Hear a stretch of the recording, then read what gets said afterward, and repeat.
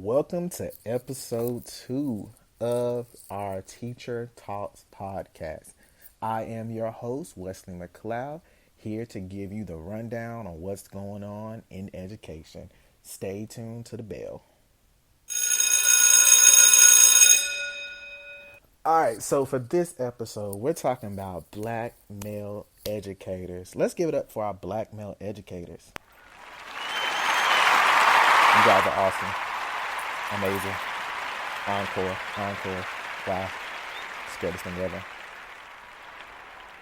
Alright, so like I said, we are talking about our black male educators. However, this episode topic is so prevalent to not only the success of our students, the trajectory of our students as they matriculate throughout school, but also to my life. This topic has so much validity to me as a learner, but also an educator. So, without further ado, we're going to get into the nuts and bolts. I'm excited. Hopefully, you guys are excited too. And so, where are we at with this? Why are we talking about black male educators?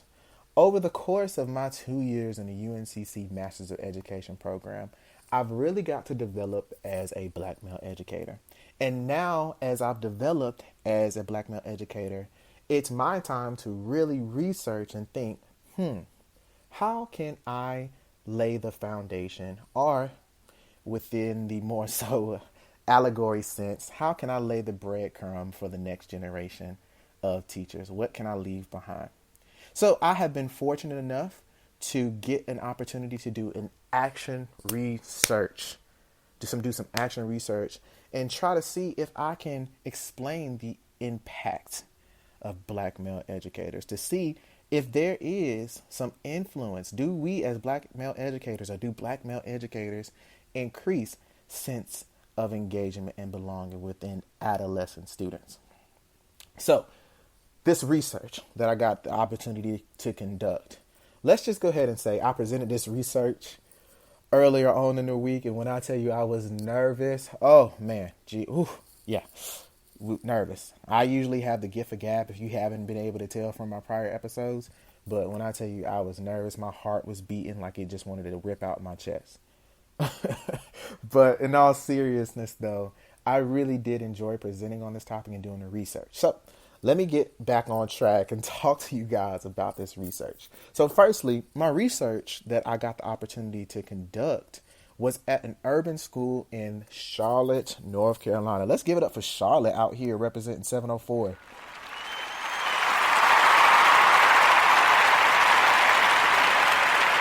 right. So, Charlotte representing the 704 at this urban school is where I conducted my research over a 3-week period. Now, the key components of this research was rooted in culturally relevant pedagogy. So wanted to see how a black male educator, which is myself, using culturally relevant pedagogy, how can we impact our students? More so laser focusing on the student's sense of belonging and engagement. Because when you think about it, culturally relevant pedagogy makes it to where the students feel valued, students feel heard, they want to participate, they're part of a community. So is there a linkage between black male educators utilizing these strategies, utilizing this approach, this theoretical framework? And does black male educators utilizing this approach increase student engagement and sense of belonging and value? So with that, first thing we had to do is look at some of the existing literature. Now, I'm going to say that the breadcrumbs that were laid for me to conduct this research were amazing. Let's give it up to those who have conducted research on this topic. I mean, it was amazing. Like, oh, encore. Oh, awesome. Like, shout out to Linson Billings, shout out to Zaretta Hannon, shout out to Milner. Each of these individuals have done the hard work, or found the purpose, their why, in culturally relevant pedagogy. So alongside that, looking at each one specifically and what they have done, Hammond focused on the psychology of learning. How, as teachers, can we laser focus on the brain and its directives and increase student sense of belonging? Okay. So with that, coupled with Lansing Billings, she focused more so on the culturally relevant piece. How do I take that brain and, as a teacher, conduct culturally relevant pedagogical practices in order to make my students feel like they belong and make them feel like they're valued? And then you couple that with Milner, who himself is a black male educator who conducted research at a middle school. And he, from his research, found out that black male educators have a meaningful impact on students because we have similar academic and social issues. And we come from some of the same lived communities, and we have a lot of those same experiences, which allow us to connect with those students to where they feel like they belong and they feel like they're valued because we're similar. Now, to talk about my research question and a little bit more so clear, my research question is, to what extent, emphasis on that word, extent, does black male educators have on adolescent sense of belonging and engagement? So, like I said, conducted this research at an urban school in Charlotte, North Carolina. And as an urban educator, as a black male educator, I decided to use my own homeroom students. Now, my homeroom students are representations of different socioeconomic status, different races. It's 24 of them. So, to conduct my research, week 1, conducted a pre-Likert survey. So I gave my students a survey. Essentially with this survey, it asked them to reflect on their 7th grade English language arts teacher. Unfortunately, at my school, black male educators are like black unicorns. Shout out to Tiffany Haddish, black unicorns. But anyway, black male teachers are like unicorns. It's hard for us to be prevalent. We don't see and we don't get a chance to see the influence of black male educators simply because we're not around teaching core content. Unfortunately, a lot of the black male educators at my school are either coaches or behavior specialists. So this Likert style survey presented my homeroom students with 8 statements, essentially asking them to reassess their feelings of engagement and belonging in their 7th grade ELA teachers class. So think about last year, okay, 2019, 2020. All right. So also to expand on that Likert style survey, I asked my students to reflect on, what does an engaging teacher do? Like, what does it mean for me to feel like I am in the class with an engaging teacher? Like, what does that look like? So I got my students' responses, were able to take their responses and quantify them based off of their responses for strongly agreeing, neutral, disagreeing, and strongly disagreeing to those 8 statements. So that was week 1. Week 2 was very interesting.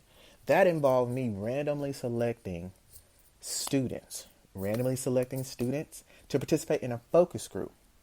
So 4 students, focus group in class, asking them questions about me, their 8th grade English language arts teacher, and how valued do they feel in my class, and how engaged do they feel in my class, and what is it that I do in order to engage my students.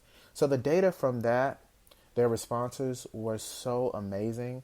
Y'all, if I could just cry like I would, so engaging. Like, it just made me feel like I was Barack Obama in 2008. Like, I just felt like the greatest person in the world just listening to their responses. But again, having them to just say those things, it was amazing. And looking at me as their 8th grade teacher, how valued and how engaged do they feel in my classes. So that was week 2. All right. Week 3 was the post-Likert survey, looking at their responses in regards to those 8 statements like the pre-survey.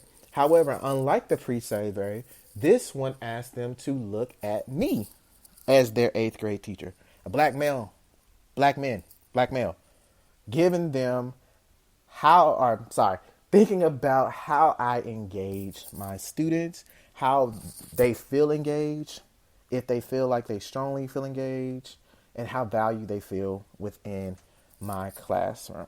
So the 3 period, pre-survey, week 1, post-survey, week 3, and focus group to serve as the meat between those in the middle.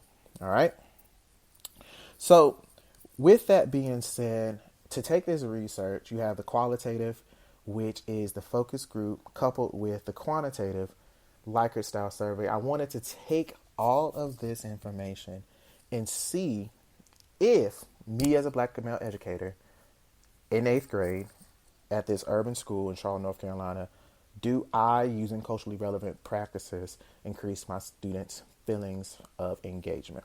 So, took all this data from the last 3 weeks, these 3 interventions, and I looked at all of it and got the following results.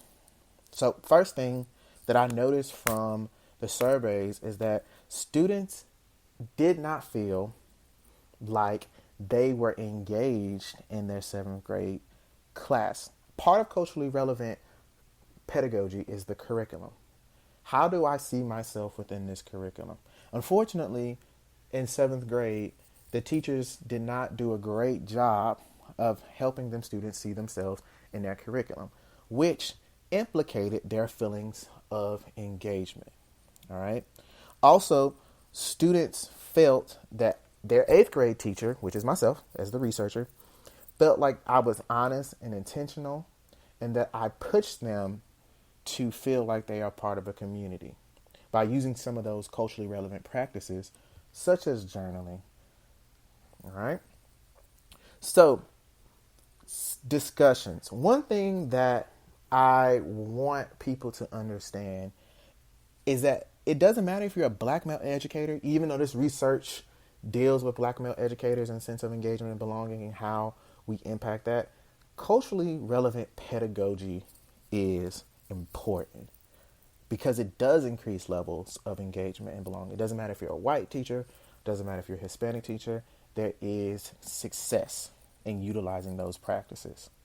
Okay? And that heightened levels of trust, reliability, and engagement are a part of culturally relevant pedagogy. When you utilize that and you impact those brains, you help students feel and belong.